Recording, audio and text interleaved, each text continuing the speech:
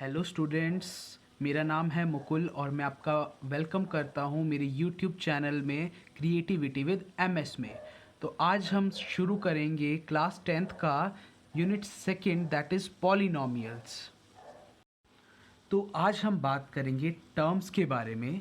Terms जो होती है वो एक अलजेब्रिक एक्सप्रेशन होता है, ठीक है। अलजेब्रिक एक्सप्रेशन होता है, ठीक है। और जो आपकी टर्म है वो दो चीज़ों से मिलकर बनती है। एक होता है नंबर पार्ट या फिर जिसे बोलते हैं कॉफिशिएंट, क्या बोलते हैं कॉफिशिएंट।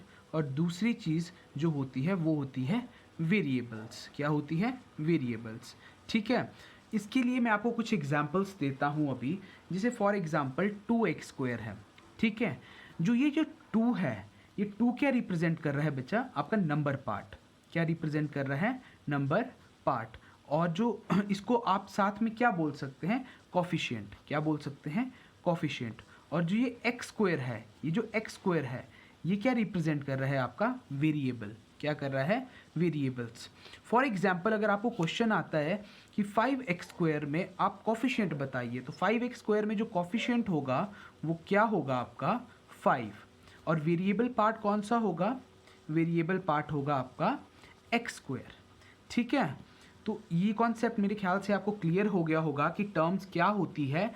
टर्म्स के अंदर दो चीज़ें होती है, नंबर पार्ट या कॉफिशिएंट, और दूसरी चीज़ होती है वेरिएबल्स, ठीक है। जो नंबर पार्ट होता है वो नंबर की फॉर्म में होगा और ए बी सी डी जो भी आपकी इस चीज़ में होंगे उनको बोलेंगे वेरिएबल्स। तो अब हम बात करेंगे आपके पॉलिनोमियल्स के बारे में। पॉलिनोमियल्स क्या होता है? ये चेन होती है किस चीज़ की? टर्म्स की। It is a chain of terms, chain of terms, ठीक है। फॉर एग्जाम्पल के तौर पे हम कोई पॉलिनोमियल लेते हैं 5x - 3y + 2। तो ये क्या है? देखो 5x एक टर्म है, 3y एक टर्म है और 2 भी एक टर्म है। पर आप लोग बोलेंगे कि 5 के साथ x लगा है यानी वेरिएबल लगा हुआ है, 3 के साथ y लगा हुआ है तो वेरिएबल लगा हुआ है, बट 2 के साथ कोई वेरिएबल नहीं लगा है, तो ये कैसे एक टर्म हुई? देखिए, जैसे फॉर एग्जांपल 2x की पावर हम 0 मान लेते हैं, ठीक है। मान लेते हैं कि x की पावर क्या है? 0 है। मानिए x 2 के साथ कोई वेरिएबल लगा हुआ है जिसकी पावर क्या है? 0। और हमें पता है कि किसी की भी पावर 0 हो तो उसकी वैल्यू क्या आती है? 1। तो इस तरीके से ये क्या रहेगा? एक टर्म्स के तौर पे हम ले सकते हैं इस चीज़ को, ठीक है। इसके बाद हम बात करेंगे टाइप्स ऑफ पॉलिनोमियल्स की। टाइप्स ऑफ पॉलिनोमियल्स की, या टाइप्स क्या क्या होते हैं, ठीक है। सबसे पहला आता है मोनोमियल, ठीक है। मोनोमियल, ठीक है। मोनोमियल क्या होता है? जिसके अंदर क्या होगी? Single term. क्या होगी? सिंगल टर्म होगी, जिसके अंदर सिर्फ एक ही टर्म प्रेजेंट होगी।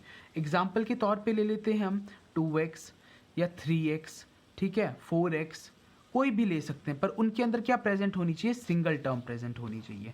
सेकंड जो होती है वो है बाइनोमियल। बाइनोमियल क्या हुआ? देखिए, बाई से ही आपको पता चल रहा है। बाई मतलब जिसके अंदर कितनी टर्म्स होंगी बच्चा? 2 टर्म्स होंगी, ठीक है। फॉर एग्जाम्पल के तौर पे हम ले लेते हैं 5x + 2, 6x + 9, 7x + 3, etcetera etcetera, ठीक है।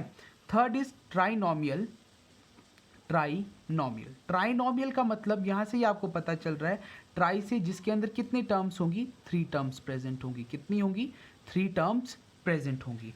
फॉर एग्जाम्पल के तौर पे हम ले लेते हैं 5x² + 3x + 4। देखिए, एक टर्म ये हुई, दूसरी ये हुई, तीसरी ये हुई। जिसके अंदर 3 टर्म्स प्रेजेंट होगी उनको बोलेंगे हम ट्राइनोमियल्स। और last but not the least आता है पॉलिनोमियल्स, ठीक है। पॉलिनोमियल्स का मतलब क्या हुआ? जिनके अंदर मोर देन 3 होंगी, ठीक है। जिसके अंदर कितनी होंगी? मोर देन 3 टर्म्स प्रेजेंट होंगी। क्लियर है इतनी सी बात?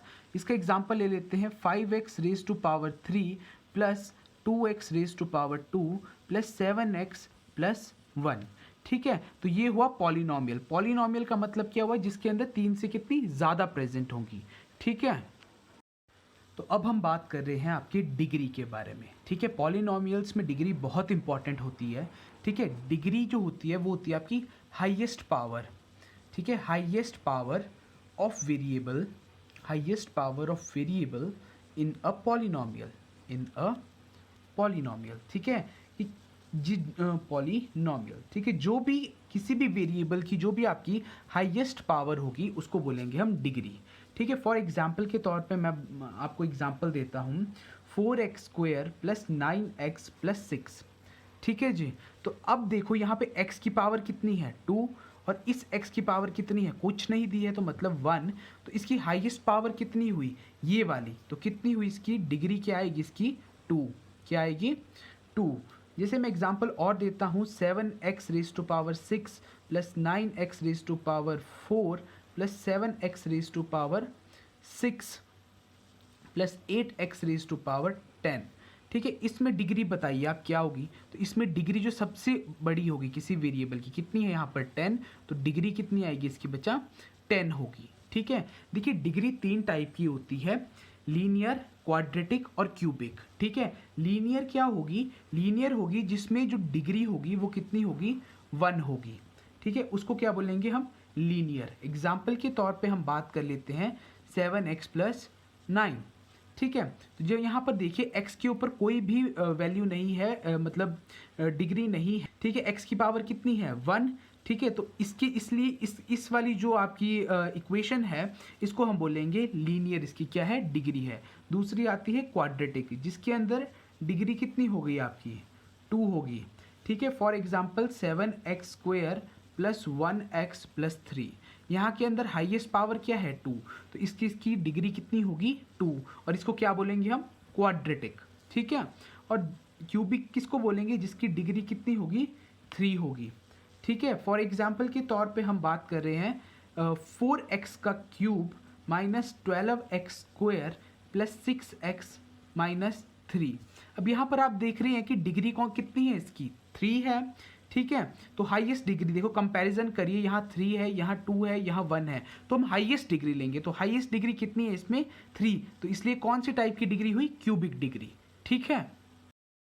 देखिए जो पावर होगी वेरिएबल की, ठीक है, पावर होगी वेरिएबल की वो हमेशा क्या रहनी चाहिए होल नंबर में रहनी चाहिए, ठीक है। Power of variable in polynomial is always a whole number, ठीक है, होल नंबर।